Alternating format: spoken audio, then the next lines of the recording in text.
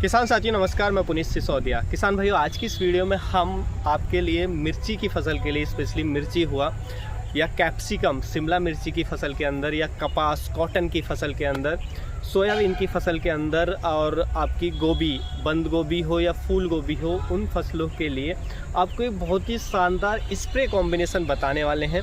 और आप बैंगन के लिए, ब्रिंजल की फसल के लिए, तो इन फसलों पर आप इस कॉम्बिनेशन को ट्राई कर सकते हैं। ये कॉम्बिनेशन बहुत शानदार कॉम्बिनेशन है। फसलों पे रस चूसक कीटों को कंट्रोल करेगा, यहाँ तक कि माइट्स को भी कंट्रोल करेगा। माइट्स को कंट्रोल करेगा, थ्रिप्स को कंट्रोल करेगा, चबाने वाले कीटों को, फल छेदक, तना छेदक को कंट्रोल करेगा, इल्लियों को कंट्रोल करेगा, साथ में सभी रोगों को प्रिवेंट करने का काम करेगा। और ये स्प्रे आपकी फसल के अंदर जिंक की पूर्ति करेगा, यानी कि प्लांट को जिंक सप्लाई करेगा, जिससे आपका जो फसल है, पौधा है, वो आपको ग्रीनिश हरा भरा देखने को मिलेगा। तो बहुत शानदार स्प्रे कॉम्बिनेशन इस वीडियो में बताने वाला हूँ। वीडियो काफ़ी इन्फॉर्मेटिव होगा, वीडियो को अंत तक जरूर देखिए, और चैनल पे नए हैं तो सब्सक्राइब कर लें, और वीडियो अच्छा लगे तो एक तो लाइक कर दें, और ज़्यादा से ज़्यादा इसको शेयर भी जरूर करें। तो चलिए जानते हैं शानदार कॉम्बिनेशन के बारे में, क्या क्या आपको लाना है। देखिए, इस स्प्रे कॉम्बिनेशन को तैयार करने के लिए आपके पास पहला जो हमें इंसेक्टिसाइड होना चाहिए वो है हमारा सिमोडिस इंसेक्टिसाइड। सिमोडिस इंसेक्टिसाइड बहुत ही शानदार इंसेक्टिसाइड है और एकदम नया कीटनाशक है। कीटों के प्रति इसमें अभी तक कोई रेजिस्टेंस की समस्या नहीं है, क्योंकि ज़्यादातर कीटनाशकों में क्या है कि रेजिस्टेंस आ गया, लेकिन इसमें ऐसी समस्या नहीं है, जिससे कीटों पर बहुत इफ़ेक्टिव कंट्रोल ये देता है जो हमारा सिमोडिस होता है, सिंजेंटा कंपनी का। देखिए, इसकी हम बात करें, पहले हम कॉम्बिनेशन की बात करेंगे, फिर हम बात करेंगे कि इस कॉम्बिनेशन को आप मिर्ची की फसल पे स्प्रे करेंगे, किन रोगों को, कीटों को कंट्रोल करेगा। रोग मैं आपको एक साथ बता दूंगा, लेकिन फिर कीटों की भी हम बात करेंगे पर्टिकुलर क्रॉप के हिसाब से। तो सबसे पहले इस कॉम्बिनेशन को तैयार करने की हम जान लेते हैं, और भी इसके साथ क्या ऐड करना है। दूसरा जो इसके साथ हमें लेना है वो है हमारा एंट्राकॉल फंजीसाइड। एंट्राकॉल फंजीसाइड बहुत शानदार है, कॉन्टैक्ट एक्शन से काम करता है। एंट्राकॉल के अंदर जिंक होता है, जो हमारे पौधे को जिंक की सप्लाई करता है। तो पौधे में जिंक पूरा होने से इसके स्प्रे के बाद देखेंगे कि फसल में एक अलग ग्रीनिश इफेक्ट, यानी कि हरापन आपको देखने को मिलेगा, फसल हरी भरी देखने को मिलेगी। दूसरा, एंट्राकॉल प्रिवेंटिव में ज़्यादा अच्छा काम करता है, कॉन्टैक्ट एक्शन से काम करता है, यानी कि रोगों को आने से रोकता है। तो प्रिवेंटिव में आप इसका स्प्रे करें, या रोग आ भी चुका है तो रोग को फैलने से रोकने के लिए, यानी कि रोग को जड़ से ख़त्म नहीं करेगा, फैलने से रोक देगा, यानी कि वहाँ से ज़्यादा आपका रोग आगे नहीं बढ़ेगा।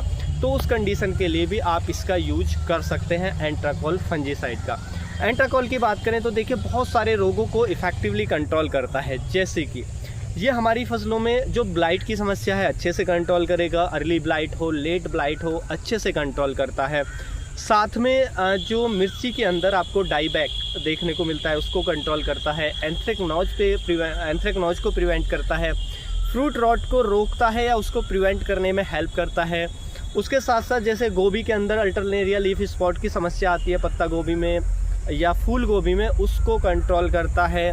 तो बहुत सारे रोगों को इफेक्टिवली कंट्रोल करता है। डाउनी मिल्ड्यू को प्रिवेंट करता है, या वहीं पे स्प्रेड होने से रोक देगा।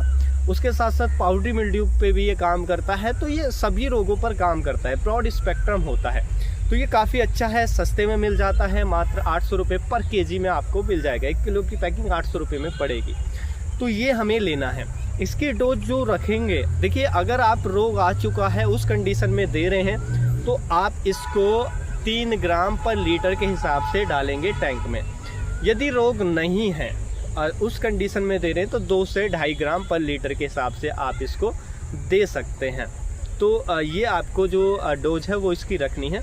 उसके बाद जो हमें इसमें सिमोडिस ऐड करना है। देखिए, सिमोडिस की हम बात करें तो जब हम इस स्प्रे को इसका स्प्रे हम इसके साथ करेंगे तो ये कौन कौन से कीटों को कंट्रोल करेगा। रोग तो मैंने आपको बता दिए।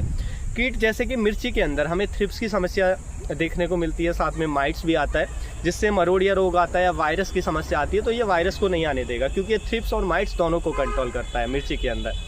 ऐसे ही शिमला मिर्ची के अंदर थ्रिप्स माइट्स को कंट्रोल करेगा। साथ में फ्रूट वॉरर, फल छेदक को भी ये कंट्रोल करता है। तो इन सभी कीटों पर काम करेगा आपकी मिर्ची की फसल के अंदर। मिर्ची में यही ज़्यादा समस्या आती है, तो थ्रिप्स ज़्यादा आएगा, या माइट्स की समस्या आएगी जिससे पत्तियां नीचे की तरफ मुड़ने लगती हैं, या फिर फल छेदक की समस्या होती है। तो इन तीनों को कंट्रोल एक साथ कर देता है, यानी कि एक स्प्रे में आपके रोग और कीट दोनों ही कंट्रोल हो जाते हैं। उसके बाद यदि हम शिमला मिर्च में भी सेम काम करेगा, यदि बैंगन की फसल के लिए करें, क्योंकि हम इस कॉम्बिनेशन को बैंगन पे स्प्रे कर सकते हैं, तो देखिए मैं क्रॉप भी आपको बता रहा हूँ, इन क्रॉप के अंदर यूज करेंगे तो आपको इफेक्टिव रिजल्ट मिलेंगे। मैं उनके लिए बता रहा हूँ जिस पे जो सीमोडिस या एंट्राकॉल को तो हम हर फसल पे डाल सकते हैं, लेकिन सीमोडिस को जिस फसलों पे कंपनी रिकमेंड करती है, क्योंकि कंपनी जिसके लिए रिकमेंड कर रही है उन फसलों पे इसके ज़्यादा अच्छे रिजल्ट आते हैं। हालांकि और पे भी आप कर सकते हैं, लेकिन फिर रिजल्ट की कोई गारंटी नहीं होती है। लेकिन जो कंपनी ने रिकमेंड किया है वो एक रिसर्च के बेस पे किया है, उन्होंने एक लंबी रिसर्च की है, उसके आधार पे वो रिकमेंड करती है। तो उन्हीं फसलों पर अगर आप यूज करेंगे तो आपको ज़्यादा बेहतर रिजल्ट मिलेंगे। तो उसमें मिर्ची हुआ, शिमला मिर्च में आप कर सकते हैं। उसके साथ साथ बैंगन के लिए कंपनी रिकमेंड करती है ब्रिंजल में आपका देखिए माइट्स को कंट्रोल करेगी, जो स्पाइडर माइट आता है तो माइट्स को कंट्रोल, जैसिड्स को कंट्रोल करता है, आपका थ्रिप्स को कंट्रोल करेगा। उसके साथ साथ फल छेदक और तना छेदक दोनों को कंट्रोल करेगा। जो सूट बोरर की समस्या, क्योंकि बैंगन में बहुत ज़्यादा आता है, फ्रूट बोरर बहुत ज़्यादा आता है, कंट्रोल नहीं होता है, लेकिन ये बहुत इफेक्टिवली कंट्रोल करता है। तो इन सभी कीटों को कंट्रोल करेगा बैंगन के अंदर। उसके साथ साथ हम कपास की बात करें तो बॉलवर्म को कंट्रोल करेगा, थ्रिप्स को कंट्रोल करेगा कपास के अंदर।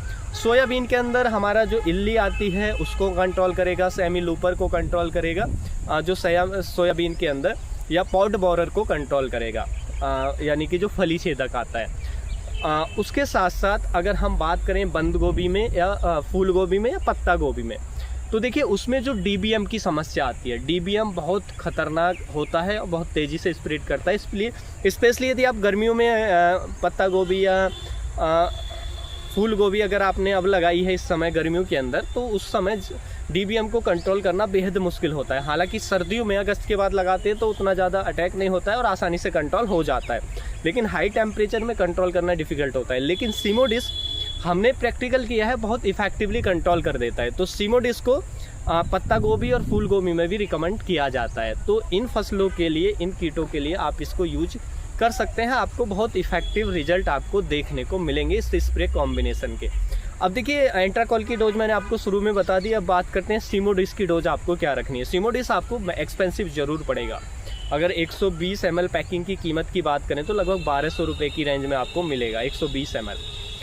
अगर आप पत्ता गोभी फूल गोभी में DBM के लिए दे रहे हैं तो उसकी डोज हमें मात्र 80 ml रखनी होती है। 80 ml 1 एकड़ के लिए कम डोज लगती है। उसी तरीके से आप देखिए मिर्ची के अंदर या किसी भी फसल के अंदर जो मैंने बताई उनमें रस चूसने वाले कीटों के लिए दे रहे हैं, जैसे थ्रिप्स और माइट्स के लिए, तो 80 से 120 ml डोज लगेगी 1 एकड़ में। लेकिन अगर बड़े कीटों के लिए आप अप्लाई कर रहे हैं और साथ में फिर तो आपके ये थ्रिप्स और हमारा जो माइट्स है ये तो कंट्रोल हो ही जाएंगे, तो फल छेदक तना छेदक के लिए ज़्यादा डोज लगती है। वो जो डोज हमें देनी होगी, या पॉड बोरर है तो उसके लिए डोज ज़्यादा होगी। मिर्ची में स्पेशली 240 ml पर एकड़ के हिसाब से हमें यूज करना होता है। बैंगन में भी हमें सेम डोज रखनी होती है। तो बड़े कीटों के लिए थोड़ी डोज हमें 240 ml तक जाना होता है। तो 80 से लेकर 240 ml पर एकड़ के हिसाब से आप इसको यूज कर सकते हैं स्प्रे में। तो बहुत शानदार है ये स्प्रे कॉम्बिनेशन, आप इसको ट्राई कर सकते हैं। देखिए इस स्प्रे कॉम्बिनेशन में आप चाहें तो जैसे अगर रोग नहीं है, कीट आपका कंट्रोल हो जाएगा, लेकिन आप उस समय अगर कीट की भी समस्या है, पहले तो मैं कहूँगा कि आपको ज़्यादा बेहतर रहेगा कि आप सेपरेट दें, फिर इन दोनों के साथ कुछ और मिक्स ना करें। लेकिन फिर भी आप चाहते हैं तो आप जैसे NPK 0-52-34 आया हुआ उसको आप दे सकते हैं स्प्रे में, क्योंकि अगर कीटों की समस्या है तो कीटों को प्रिवेंट करता है, पत्तियों को मजबूत बनाता है, क्योंकि उसमें पोटेशियम होता है, तो फिर कीटों की समस्या भी कम होती है। लेकिन मैं रिकमेंड करूंगा कि अगर कीट हैं उसके लिए दे रहे हैं कंट्रोल के लिए, तो हमें हमेशा सेपरेट ही देना चाहिए, ज़्यादा अच्छे रिजल्ट मिलेंगे। लेकिन बहुत सारे किसान भाई फर्टिलाइज़र देना चाहते हैं तो NPK 0-32-34 दे सकते हैं, NPK 19-19 भी दे सकते हैं। तो इनमें से कोई भी आप मिला सकते हैं स्प्रे में इस कॉम्बिनेशन के साथ, लेकिन मैं रिकमेंड वही करूँगा कि आप सेपरेट यूज करें। तो जो मैंने फसलें बताई उनमें आप स्प्रे करके इसका बेनिफिट ले सकते हैं। उम्मीद है जो जानकारी है आपको अच्छी लगी होगी। जानकारी अच्छी लगी तो वीडियो को लाइक शेयर एंड सब्सक्राइब करना बिल्कुल ना भूलें। मिलेंगे हम आपको एक और नई वीडियो में नई जानकारी के साथ। तब तक के लिए आप अपना ख्याल रखें। धन्यवाद।